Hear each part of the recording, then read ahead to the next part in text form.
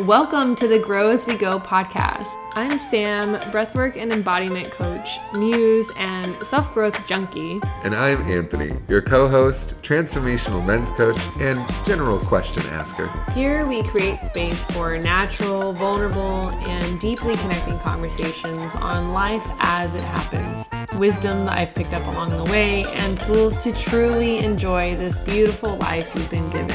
I want to appreciate you for being here, whether this is your first time or you've been here since the beginning. We love feedback here, so leave your thoughts and takeaways from this episode in the reviews section of this podcast. This also helps the podcast become a bit more relevant in search reviews. Another way you can support this podcast is by following me on Instagram at Samantha__Charles and take a screenshot of this episode to share it on your social media and share your takeaways so that your junkie friends can come and get their fix too. Hello, and welcome to another episode of Grow As We Go. I'm Sam. And I'm Anthony. And today we're going to talk about the art of listening and understanding.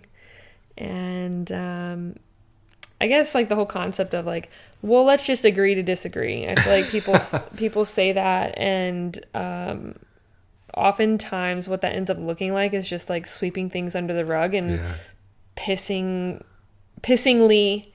going off and doing your own thing until frustrated. Yeah, just like being frustrated and like pissed off and like, well, fuck you then, you know, and like go off and do your own thing until the emotions die down enough for you to continue on with your life and like being in a relationship, I guess. Without ever actually talking about it. Like right. The emotions die down and you're like, okay, we'll just leave that there, I suppose. Yeah. And like another big takeaway or key takeaway I hope that y'all get from this episode is like communication and being in relationship with people, whether it's like, you know, your primary partnership or friendship or even with your kids, like conversations and communication is so important. I mean, communication is key, you know, that's what they say. But like, particularly with this episode and this topic is like how being right is ruining your relationships, like the desire to be right. And I think that a lot of us can hold space for that and hold, like have experience of like just wanting to be right or being in a conversation where somebody like wasn't hearing you. They just wanted to be right. And it's like, okay, fuck, you know, like it's hard to have a conversation with somebody who just wants to be right, I think. Yeah, definitely. And like holding space for different experiences without making it a whole thing or like taking it personal. And that was like a big inspiration for this particular podcast, was a conversation that you and me were having, where we were having a disagreement about like the way that we saw or way that we experienced a certain interaction and like a conversation that we had. And I just thought that, you know, that conversation went really well between you and me. Yeah. And that was the inspiration really cool for this. Yeah.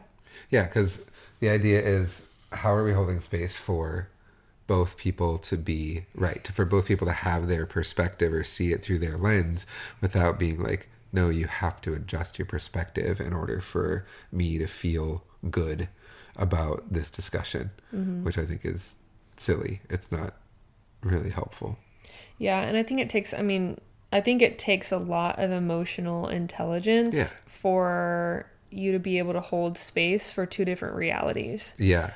Your own, and then to hold space for somebody else's. And not everybody really has that, but I think that obviously it's something you can work on. You know? Like you need to. Yeah.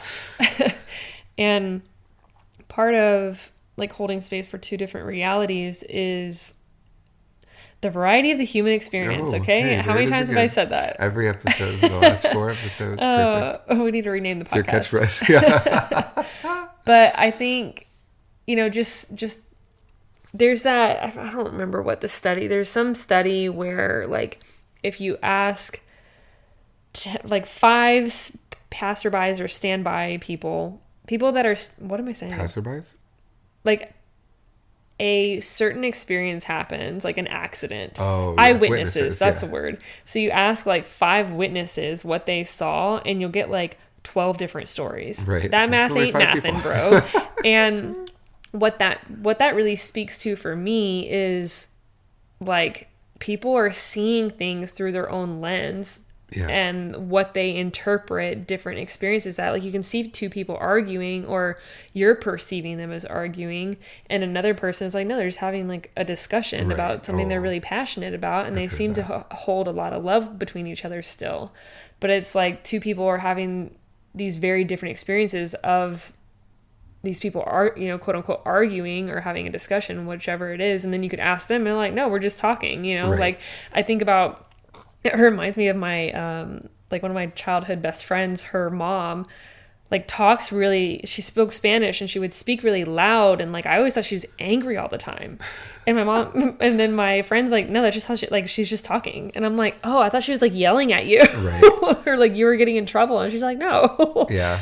We've had a discussion about that, like the way that I talk when it's like, that seemed really mean. I was like, I didn't think that was being mean. I thought I was just talking like a, you know, being firm maybe, but yeah, well, I think that's with like, you know, different parenting styles in a way, and like ways that you hold boundaries look really firm compared to me, and like stern is the word that I've used. And to me, I'm literally like light years away from anything that my own parents, you know, or my own dad said, and I'm like, I didn't even think about that. So it's good to hold space for that, because typically in those experiences there's a lot of unconsciousness, right? And those disagreements and those like, well, you said this and you said this, and it's like, well, okay, well, yeah. And what if it's, go ahead. I think that's what happens, right? Like if you think about an argument that you've had with your spouse or a disagreement you've had with a friend, and like trying to resolve it sometimes feels like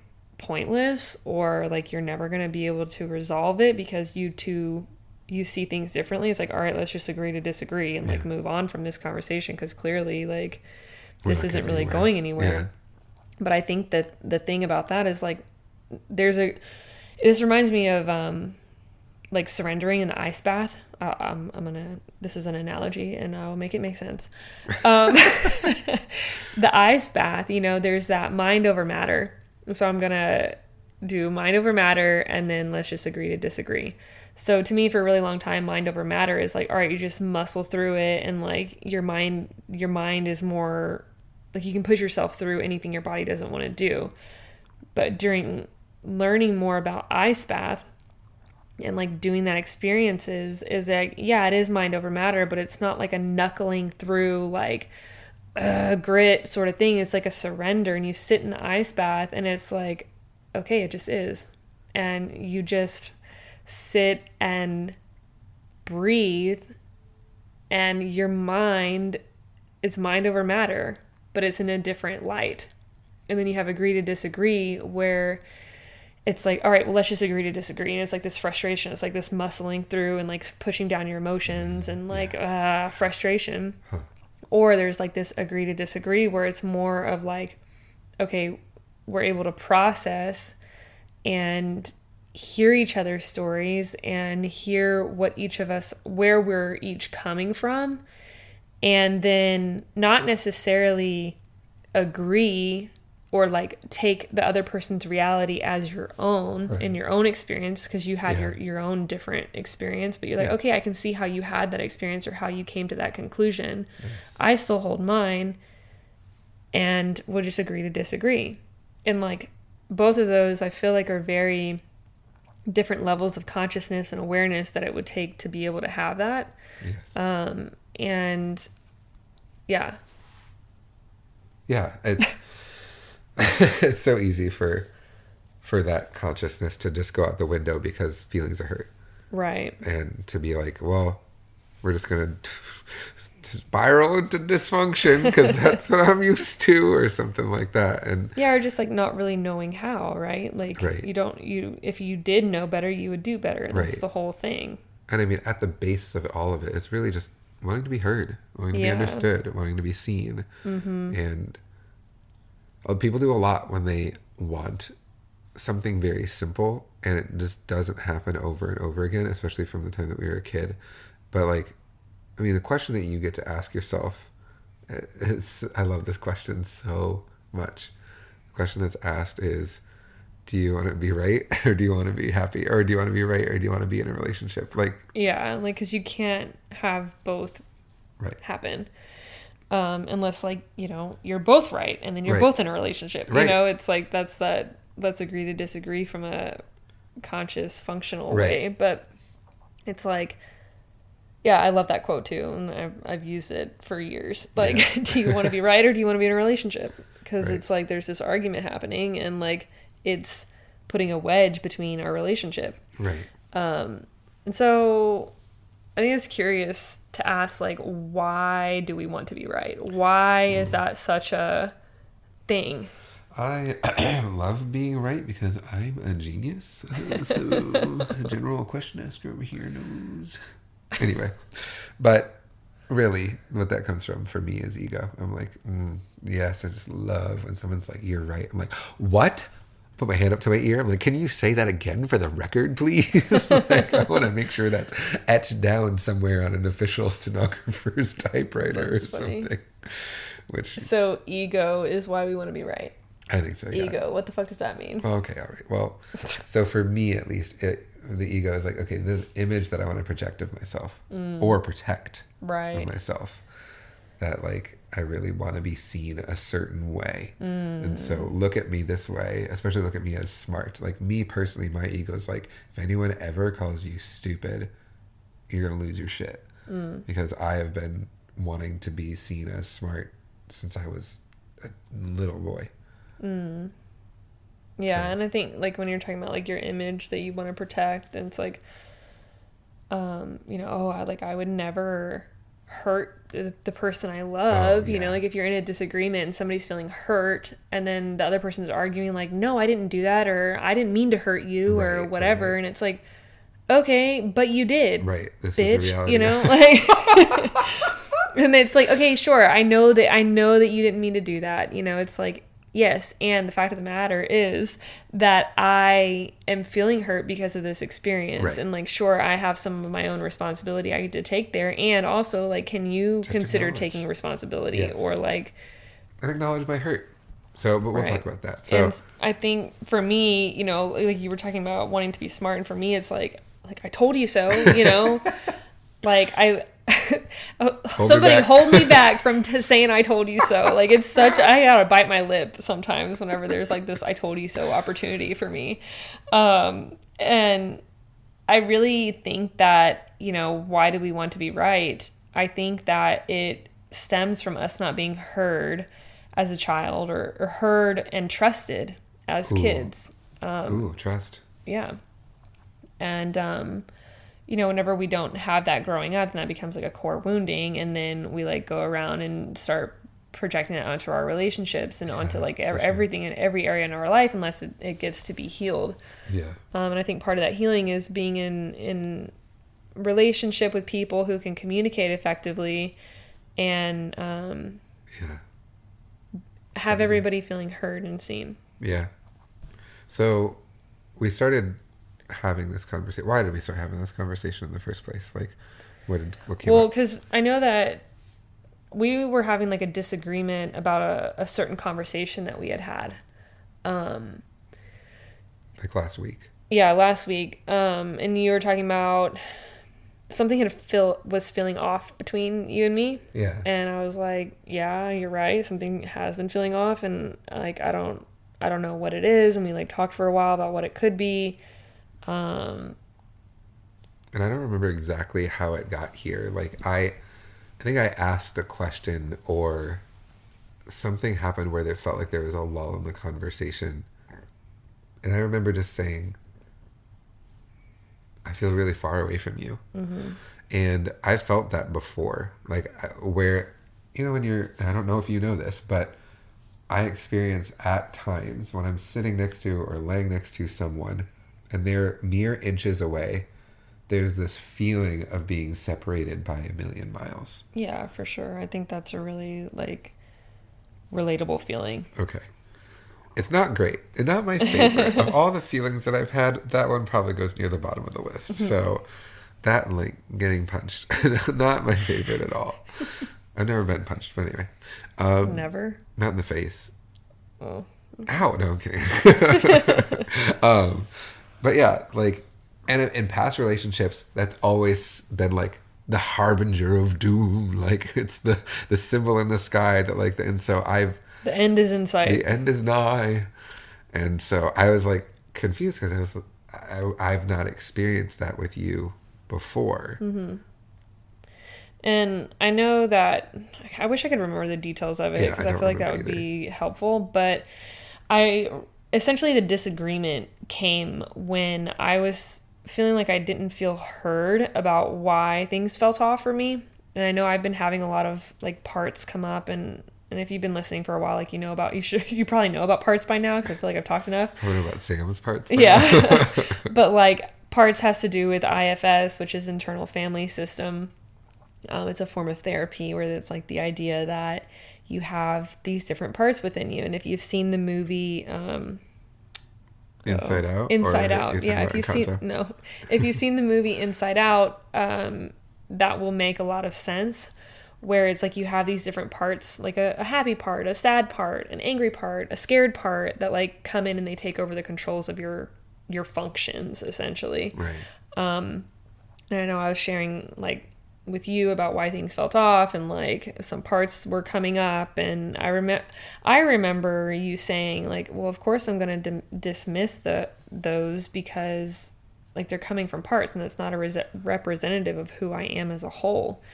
And I was like, you're literally using the word dismiss. Like, of course I don't feel heard right now, you know, like whether they're parts or not, like they're parts of me. So what the heck?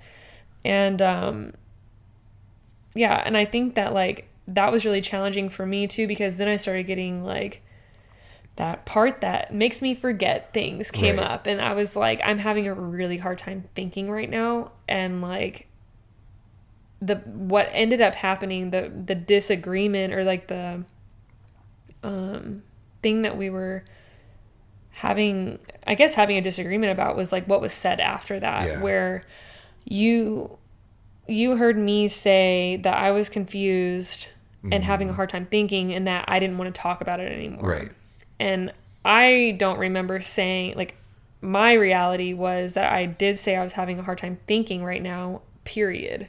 Like, I didn't say, and I don't want to talk about it anymore. And I'm like, I know I'm right because I vividly remember like that. I thought it was weird that you didn't try and help me out with my memory, because that's typically what you'll do. You know, like, hey, well, I remember we here, this. Yeah, this is what we were talking about. And you know, it essentially got swept under the rug for a couple of days. Yep. Because that's life sometimes.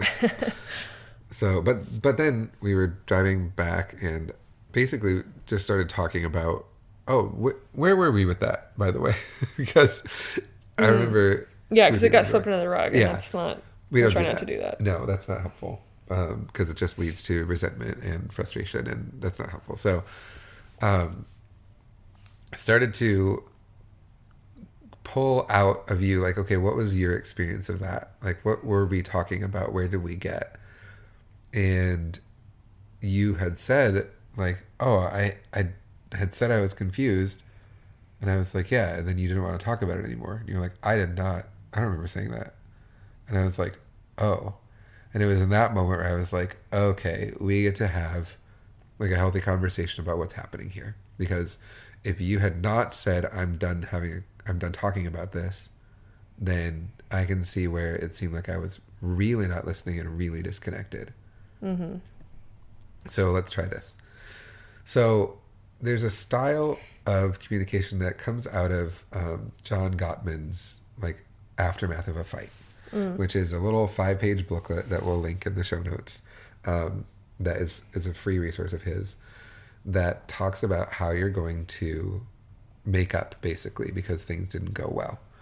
And this comes from that. It's a little bit of a deviant, but it's not entirely. And it's all about how do you communicate effectively so that healthy communication happens and that each person feels heard and seen and understood. Which, like, that's the goal, right? In a relationship, is that we understand each other. That you understand anybody that you're communicating with. And so this can be used in any kind of format, circumstance. I've talked about stuff like this with my mom before. There's lots of different ways it can be used. So here's what it looks like, and here's how we ended up talking about it. The very first thing that you do is, first of all, you are willing to take turns and have the discussion. Like, we were in a place where we were on the other side of something, and so we weren't, or the other side of this issue, and so we weren't like frustrated at each other because of it in that moment. Yeah, I think that it's important to say that it's best probably to have these conversations where everyone's not all like heightened in their emotions. Right, or sitting in all their parts, like, and letting them run the show. It's just like, it gets to be a place where you say, well, we do get to talk about this, and we get to approach it in a way that is understanding and healthy. And if you are in a relationship or in a space with somebody who can't do that, then this is going to be either really difficult or impossible. And so I think like having a third person can be supportive also, like a third, what do they call it? A third mediator. party. Yeah, a mediator, or like, a therapist, like if you go to couples therapy. Sure. But I mean, even just like a third party that's not involved. Yeah, like a non-biased third party. Okay. Yeah, it's helpful. And I do stuff like that, by the way. So, you can contact me via Instagram. And contrary to the earlier thing that we said, I am pretty good at listening. So I read a lot of books about it. So the first thing that you're going to do is you're going to say how you're feeling in that moment. So I'm feeling unheard. I'm feeling unseen, or I was feeling that. Either you're feeling it now or you were feeling it then. I was feeling sad, betrayed, scared, angry. There's a million words that you can use to describe how you were feeling, but the whole focus of this first part is just to describe how you were feeling or are feeling. There's no other, it's not to say you did this to me. It's not to say anything else other than these are the feelings that come up. And then you take turns. Let the other person say. So what are you feeling? Okay, well, I'm feeling also feeling unheard and frustrated and sad. Yes, good job. Well done. So you hear those feelings too, and acknowledge. So like, I hear that you're feeling unheard. I hear that you're feeling sad. And what was the other one again that you said you were feeling? Oh yeah, you're a really great listener. So sassy. I love it. Feeling unheard, frustrated, and sad. That's right. So I'm sorry you're feeling, or I'm hearing that you're feeling frustrated. It's not apologizing for feelings. It's just saying, I hear them. So when everybody feels heard that they're having feelings in the first place, or they had feelings in the first place, then you get to communicate the story you made up. So the story I was making up because of those feelings were that I was a bad guy in your story. The story that I was making up was that I wasn't as good of a listener as you thought I was. The story that I made up was my stomach just growled really loud. I'm sorry. It's almost dinner time. I can't control it. I'm hearing that you're hungry. I'm feeling hungry. And because of those feelings, I want to wrap this up. Okay, no, but good. Seriously. Okay, so there's that feeling of, there's a story that you're telling. So you tell the story that you're telling so that you can acknowledge that it's a story you're making up. And then so you let the other person tell their story too. And I think too, like, okay, this is a story that I'm making up. That's a really interesting way to phrase like your reality, right? And I think that it ties back into like the eyewitness example, right? Like, this is a story I'm making up about these two people arguing, what that means to me. Right. And like, I'm having these feelings that like I'm feeling unheard and sad about that and kind of frustrated with you also. Yes. And the story that I make up is that like you aren't listening and you just want to be right and you don't really care about me and no. Right. That's a lot of story, and that's, again, I acknowledge that reality. That's not the truth of who you are, which is what you had said to me. And I did say that, yes. And I know that that's not the truth of who you are too, but it's like, that wasn't my reality at that time. That's not the point right now. Yeah, exactly. So, and I might not know that story in the moment, but what I can do is I can hold space for that story afterwards. So I can say like, Go ahead. And I think also, like, I just come in here to throw out tangents for you. So you're trying to go through these steps, and I'm just spiderwebbing everywhere. Perfect. For effect. What a wonderful mirror.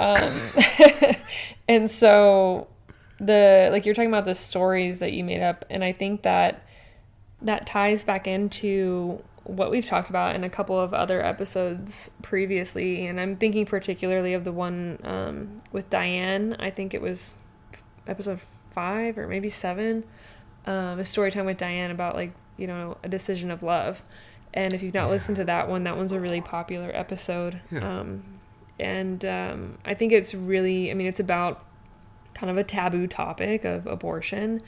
And in that podcast, we talked a lot about, and I even shared in the very beginning, anytime I share about that story and just different things that I think are more taboo, or, like, you know, people get really emotional and heightened about, where it's like, you never know somebody's story, and you never know all the things that are going on. I think I talked about this last episode. Like, you have no idea what's going on under the surface of their entire inner world experience.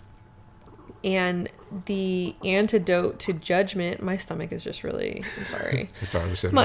If you can't hear it, cool. But but that, like, the antidote to judgment is curiosity. Yeah. And again, it's like the story, like you're talking about the stories that you make up, and it's like, you had no idea I was making up that story, and I had no idea that you were making up the stories you were making. Right. And the same goes with any other disagreement that you're having within communication with whoever you're communicating with. It's like, get curious. Yeah. You know, and, like, without judgment. Right. Because as soon as you start judging, then you're, like, putting all these different things on it, and, like, it takes away from the whole experience, instead of, like, genuinely trying to understand where that person is coming from. Yeah. And it gets difficult when people's feelings get hurt, and feelings and emotions and stuff get in the way of all that. And so that's why we're talking about this as, like, an after thing. Right. And not like oh, hey, good, yes, you were curious in the moment. We don't have to do this afterwards.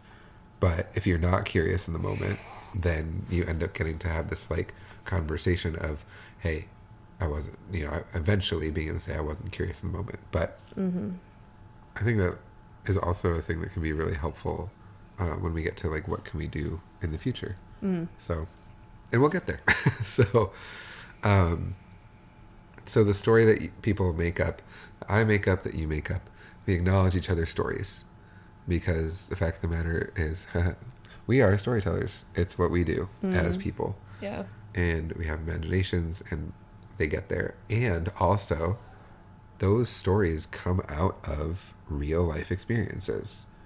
So, Oh, you mean like past experiences and the lens in which you see the world through? yeah, you're talking about perceptions?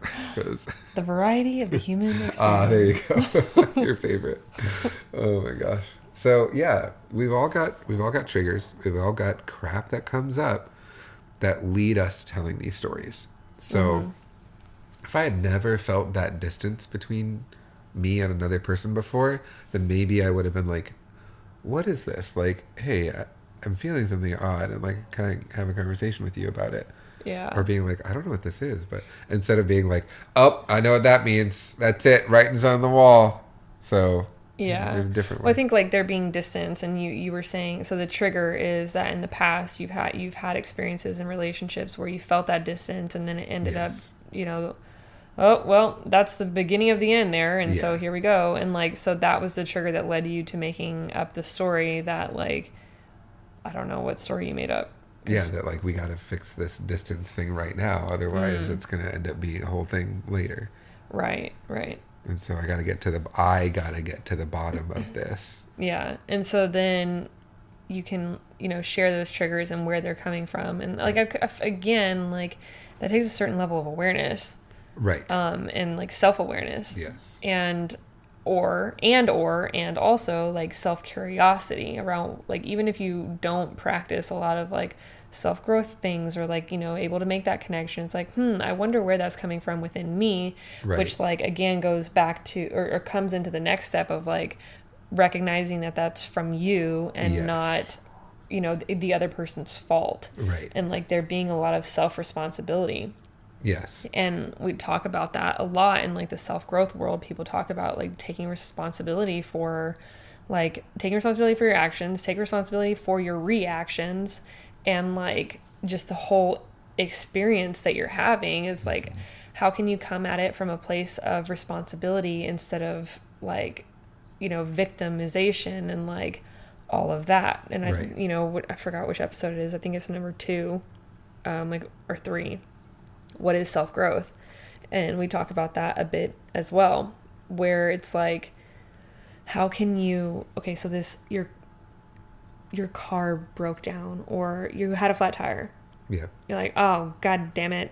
You know, the world's out to get me and da-da-da-da-da, and like nothing ever goes my way and da-da-da. Or it's like, okay, it is possible that I didn't fill up my tires and it popped. You know, like that my tires were low tire pressure for a long period of time. I neglected to see that. Or, okay, my tires were getting really old and I neglected to whatever. Or, hey, look, this is an opportunity for me to learn how to change my tire. Right.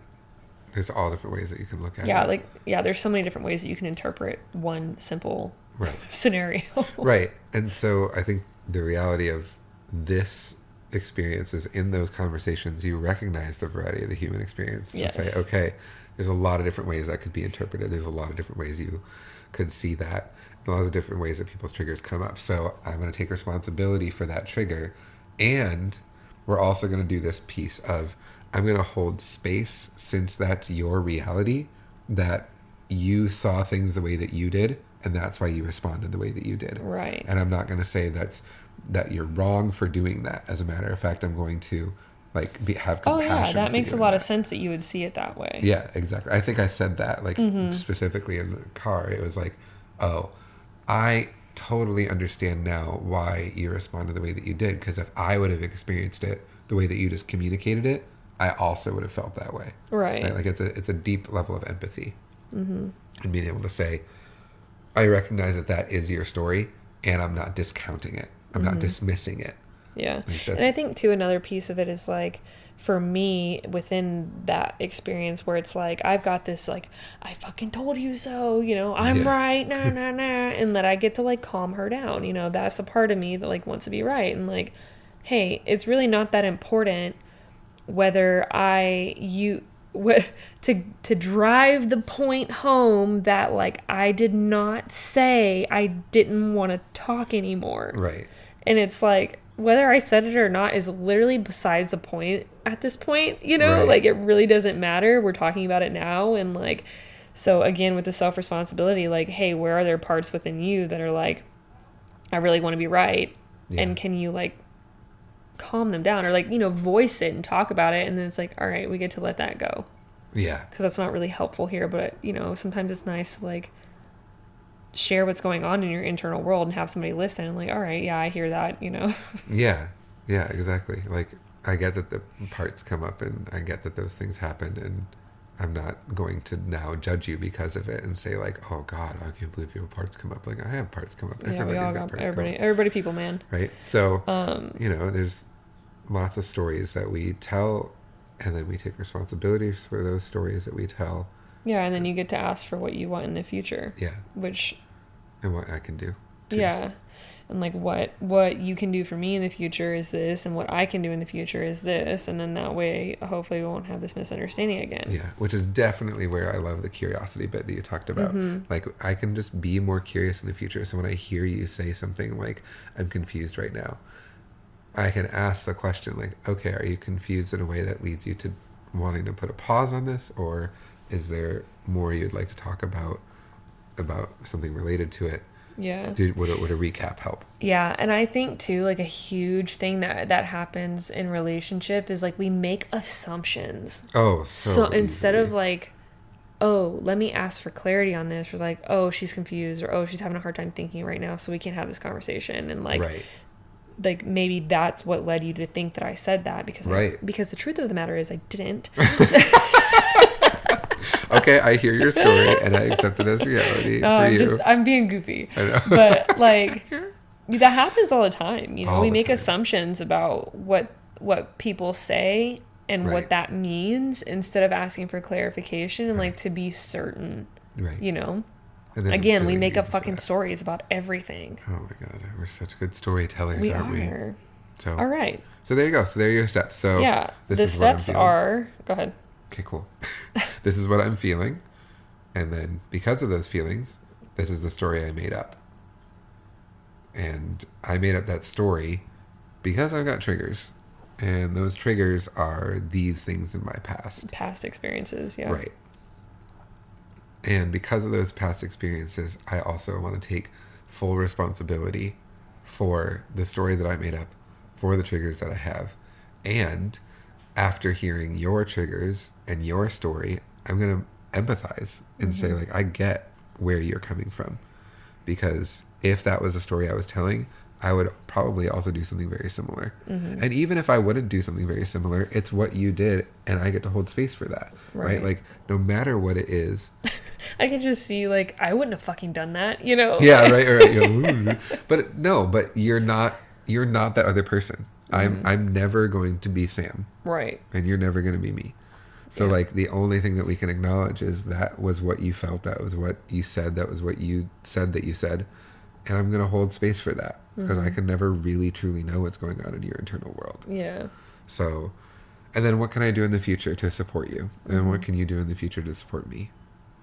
Thank you. Yeah. 1, 2, 3, 4, 5 easy steps to supporting your communication in your relationships, and, you know, to go from, like, needing to be right to being in a relationship. Right. Ain't nobody need to destroy their relationship over a simple misunderstanding. It's not fun. It's not worth it. Don't do it. Kids, Grandpa Anthony over here giving you a little bit of sage advice. Thank you. I'm hearing Remember your friend's dog that, like, you said you say thank you when it, instead of, like, no or off, or like thank you means no, which was really confusing for me. But thank you. If you found parts of this podcast interesting, useful, or at the very least entertaining, I hope that you'll share your takeaways and tag me on social media, or leave a review. And we appreciate you, and we'll see you next time.